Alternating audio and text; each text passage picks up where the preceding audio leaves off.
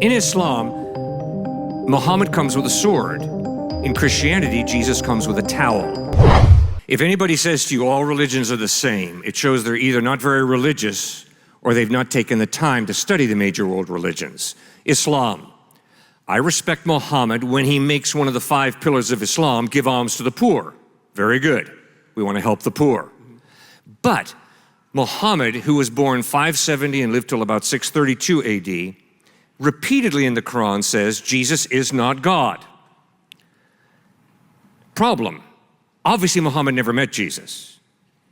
The eyewitnesses who saw Jesus and heard Jesus, Matthew, Mark, Luke, John, Peter, James, Paul, or knew one of the eyewitnesses, insist Jesus claimed to be God. So we have a basic contradiction. Repeatedly, Muhammad says Jesus was a good prophet, but not God. But in the Gospels, Jesus claims to be God by both his words and his actions.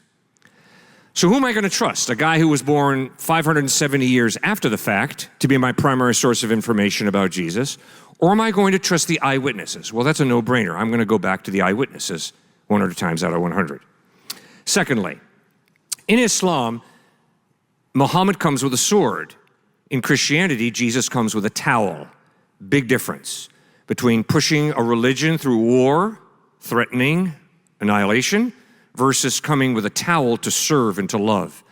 And one of the most amazing things about Christianity is it's the largest religion in the world, but its leader is a servant who washes people's feet and dies on a cross to pay the penalty for our sin and give us a gift of eternal life. Phenomenal the way God works there. In fact, I think that it's the incarnation of Christ, the idea that God becomes a human being and is a servant and then dies a sacrificial death, that is the reason that so many people who are poor, disenfranchised, suffering, can connect with Jesus in such a meaningful way.